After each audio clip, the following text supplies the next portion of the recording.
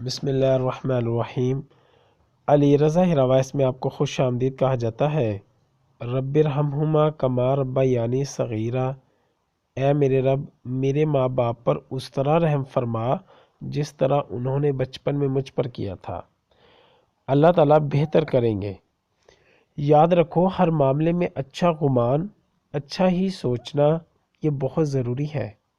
اپنے رحیم اللہ سے ایک لمحے کے لیے بھی بدگمان نہ ہوں۔ ریسرچ کیا کہتی ہے؟ وہ کہے کہ یہ ناممکن ہے کہ انسان کے خیالات منفی ہوں اور اس کی زندگی مثبت ہو۔ ناممکن ہے، قطعی ناممکن۔ انسان مثبت سوچے گا تو مثبت پائے گا، منفی سوچے گا تو منفی پائے گا۔ لہٰذا جتنے بھی اندیشے ہیں انہیں اللہ رب العالمین کے حضور پیش کرتے رہیں۔ اللہ سے کہیں اللہ ہمیں بری تقدیر سے بچا لے۔ کثرت سے دعا مانگے اللہ ہمیں عافیت دے دیں۔ اس سے فضل عظیم کا سوال کرتے رہیں۔ پھر جب دعا کر چلیں تو بس جناب بہت مطمئن، بہت مسرور ہو جائیں، ہلکے پھلکے حشاش بشاش ہو جائیں۔ سوچیں ہی اچھا، اللہ بہت اچھا کرے گا، اللہ بہت آسانیاں کرے گا، اللہ بہت کرم فرمائے گا، اللہ خیر و برکت دے گا، اللہ غمان سے بڑھ کر عطا کرے گا۔ انشاءاللہ یہ سوچیں ہماری عادت ہونی چاہیے۔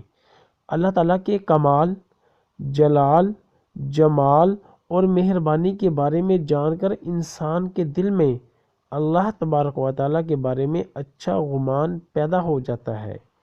اللہ تعالیٰ نے اسی کا حکم دیا ہے، فرمایا میں اپنے بندے کے گمان کے مطابق ہوتا ہوں جو وہ میرے ساتھ رکھتا ہے۔ نبی کریم صلی اللہ علیہ وسلم نے بھی اپنی وفات سے پہلے اس بات کی تاکید فرمائی تھی۔ سیدنا جابر بن عبداللہ رضی اللہ عنہ روایت کرتے ہیں کہ انہوں نے رسول اللہ صلی اللہ علیہ وسلم کی وفات سے تین دن قبل انہیں یہ کہتے ہوئے سنا تھا، تم میں سے کسی کو موت نہ آئے مگر اس حال میں کہ وہ اللہ تبارک و تعالیٰ کے بارے میں اچھا سوچ گمان رکھتا ہو۔ حضرت سفیان ثوری رحمہ اللہ فرماتے ہیں اللہ کے متعلق اچھا سوچا کرو، اور فرمایا کرتے تھے کہ میں کبھی یہ نہ چاہوں گا کہ میری نیکیوں اور برائیوں کا حساب میرے والدین کے سپرد کر دیا جائے، اللہ ان سے بڑھ کر مجھ پر رحم کرنے والا ہے۔ جب مشکلات بڑھ جائیں اور تنگی زیادہ ہو جائے تو ان سے نکلنے کا راستہ بھی اللہ تبارک و تعالیٰ کے متعلق اچھا گمان رکھنا ہی ہے۔ وہ 3 سچے مسلمان جو اپنی سستی کی وجہ سے غزوہ تبوک میں پیچھے رہ گئے تھے، ان کی توبہ کی قبولیت اور چھٹکارا اسی بنا پر ہوا تھا کہ وہ اللہ کے متعلق اچھا گمان رکھتے تھے۔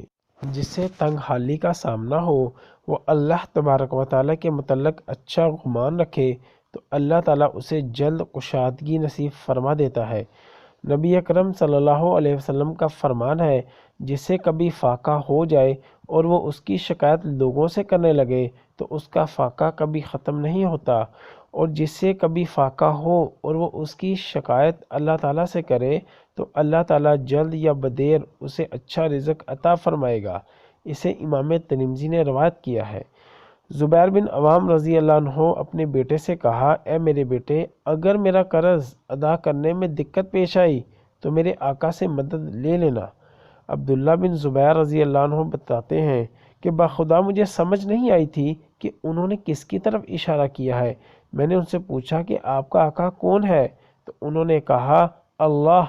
فرماتے ہیں اس کے بعد جب بھی ان کا کوئی قرض چکانے میں دقت پیش آتی تو میں یہ کہتا، اے زبیر کے آقا ان کا قرض ادا کر دیجئے، یوں ان کا قرض ادا کرنا آسان ہو جاتا۔ سلمہ بن دینار رحمہ اللہ سے کہا گیا، اے ابو حازم آپ کا سامان کیا ہے؟ انہوں نے کہا اللہ پر بھروسہ اور لوگوں سے مایوسی۔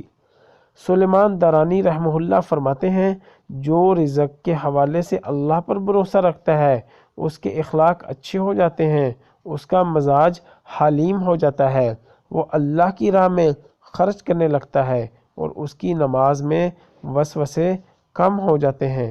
لہٰذا اللہ تعالیٰ سے ہر معاملے میں اچھا گمان رکھیں۔ بس خیال رہے یہ گمان کسی بھی لمحے بے یقینی کا شکار نہ ہو، بدگمانی کی نظر نہ ہو۔ خواہ حالات بظاہر خراب تر ہو رہے ہوں، حسن زن کو نہ چھوڑیں۔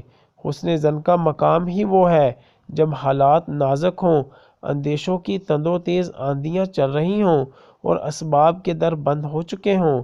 سلف کہا کرتے تھے، اعمال صالحہ کے ساتھ اللہ سے حسن زن رکھنے سے بہتر کوئی چیز نہیں۔ اپنی سی کوشش جاری رکھیں، اپنا معاملہ اچھا رکھیں، دعا مانگیں، اندیشے اس کی جھولی میں ڈال کر اچھے گمان کو تھام لیں اور کہہ دیں اللہ بہت ہی اچھا کرے گا، اللہ رحمت کی چادر میں لپیٹ لے گا، اللہ محروم نہیں کرے گا، بر بر کے دے گا انشاءاللہ۔ اور پھر بلا شبہ آپ اپنے انشاءاللہ کو الحمدللہ میں بدلتا ہوا دیکھ لیں گے، کیونکہ آپ کا رب آپ کے اس گمان کے مطابق آپ سے معاملہ فرماتا ہے جو آپ اللہ عز و جل سے رکھتے ہیں۔ یا اللہ خاندان اہل بیت کی سچی محبت ہمارے دلوں میں راسخ فرما۔